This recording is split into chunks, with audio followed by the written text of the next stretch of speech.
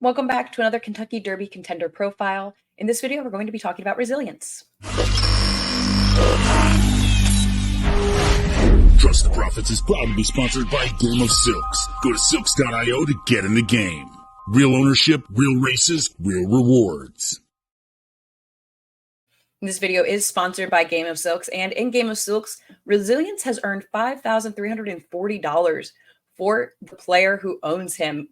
In 6 starts, he's gotten 2 firsts, 1 second, and 1 third. Season 2 is going on right now, so your chance to mint a horse for next year's Derby is currently ongoing. As for his connections in real life, Emily Bushnell and Rick Waldman are the owners. He is trained by Bill Mott and will be ridden in the Derby by Junior Alvarado.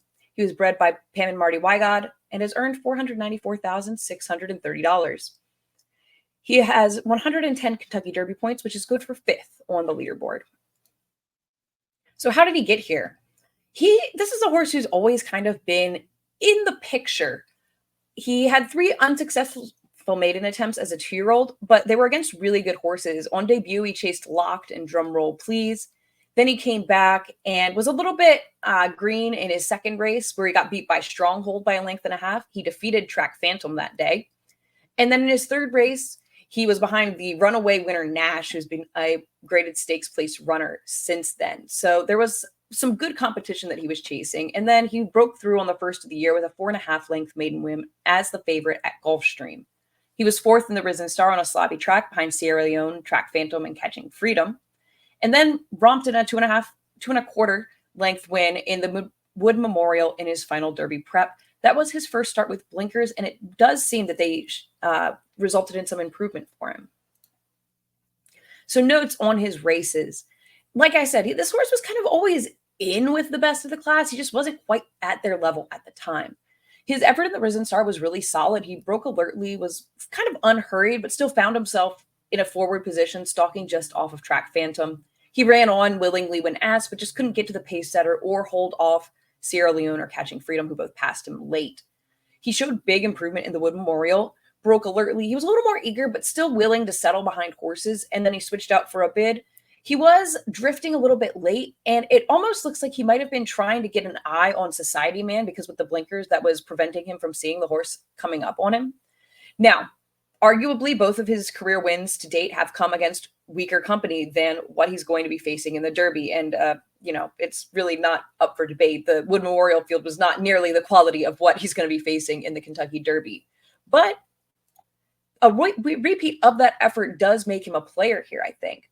And I think that further improvement, if he continues on this trajectory, especially with the blinkers, I think he's one of the horses to beat in here. The big question, of course, is can he do what he did in the Wood Memorial against the higher class opponents that he'll face in the Kentucky Derby? No Wood Memorial winner has won the Kentucky Derby since Fusaichi Pegasus in 2000. And as of late, the race has been a little bit one of the weaker Derby preps as a rule. But taking a look here at his pedigree, his sire Into Mischief technically has 2 Kentucky Derby winners, but he has yet to have one of his sons cross the wire first on the first Saturday in May. The average winning distance for offspring of Into Mischief is 6.82 furlongs. So there's a little bit of a question here about whether Into Mischief is necessarily providing stamina into his offspring, but he's gotten 1.25 mile winners. Authentic was a winner of both the Kentucky Derby and the Breeders' Cup Classic, so it's not an instant toss by any means. And there's plenty to like here about the bottom half of the pedigree. His Damn Meadow Sweet, a daughter of Smart Strike, is a 2-time winner on the turf, and she is a half to Grade 1 winners Aftermarket and Courageous Cat, as well as Graded Stakes winner Jalil, all by Stormcat, and Into Mischief is from the Stormcat sire line. Notably, Aftermarket was a Grade 1 winner at 10 furlongs and a Graded Stakes winner at 11 furlongs. And I think it's worth noting here that the best runners in this immediate family were good 3-year-olds. They were stakes-type horses, but they all improved with age. So I wonder if we're going to see the same thing from Resilience, him being a horse who kind of comes into his own a little bit, as he's already kind of shown he needed a little bit of time to kind of figure out what he was doing out there with those first 3 maiden attempts. So to me, physical stamina here is an unknown, but I wouldn't count him out based on this pedigree. And I think that his running style helps his chances. He has tactical speed. His best races have come from just off the pace. And in a race like the Derby, I wouldn't be surprised if he's a little bit further back, but I don't think that'll be an issue. And sometimes the pace in the Derby can be a little bit unpredictable. Yeah, you have horses like Track Phantom, Fierceness, Dornoch, all want the lead probably, or at least to be close. And so I wouldn't be surprised if he's up there with them, but I also wouldn't be surprised if he's kind of gets first run a little bit further back. One thing I really like about this horse is that he doesn't really seem overwhelmed or pressured out of the gate. He's not a front runner who breaks out of the gate stressed and go, go, go. He can kind of, so I feel like that lets him get position without having to burn excess energy. He can kind of float up into position. He has the natural speed where he can get whatever kind of position that Junior wants to get with him. And in the Wood Memorial, he showed the ability to shut off. He was a little bit keen that first race with blinkers, but he settled fairly nicely after a little bit of time. And I think that regardless of his post position, he should be able to get a good tracking trip. He had an outside post in the Risen Star. He made that work. He had an inside post in the Wood Memorial, and he made that work. And I really liked seeing him make that work because it showed him covered up in horses, and he didn't stress about it. He was still in control of himself and his surroundings and really moved into that very effectively. Taking a look here at his speed figures, his last out Brisnet figure was also his top Brisnet figure, and that is a 104 that he got in the Wood Memorial. Now, only Fierceness has a higher lifetime Brisnet speed figure, but as we mentioned, the Wood Memorial was against lighter competition than what he's going to be facing, though you could also argue that Fierceness's 111 also came against weaker competition than what he's going to be facing in the Kentucky Derby. So based on that, this horse is a really key player. So what do I think about Resilience in the Kentucky Derby?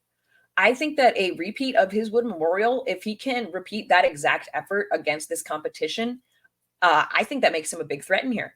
I think that his tactical running style suits what we kind of assume will be the pace scenario at this point in time. Again, we're still a few days out from the post draw, so we're not sure how that might affect things, but I don't think post really matters to him. It just kind of might make the difference of where he gets to slot in. And again, I think this is a horse who could be improving at the right time. He's getting good. The blinkers helped him last time. And I think that while the 1.25 miles is a question mark, it's not something that should scare you off him. Like I said, Into Mischief can get a 1.25 mile horse. And honestly, I think Into Mischief might be one of those sires who turns out to be sort of like how Tappet. The question was, oh, can a Tappet get a 1.25 miles? Does a Tappet really want to go any more than 1 1/8 miles? And nowadays, that's kind of a silly sounding question about Tappet. And I kind of feel like Into Mischief is that same level of just, he infuses so much quality into his offspring that the right one will be able to go 1.25 miles. And there is stamina on the bottom of this pedigree to complement that. So I think this horse is a win contender. I think that he is a must use underneath. I think he's a horse who is going to present very good value to hit the board, especially projections right now are having him north of 20-1. And if you get anything close to that, I think this is the kind of horse I would play to win.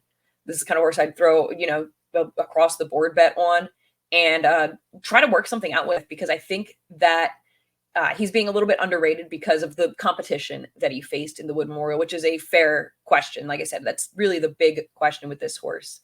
But overall, I think that Resilience is a horse that you need to be taking a look at for all of your Kentucky Derby wagers.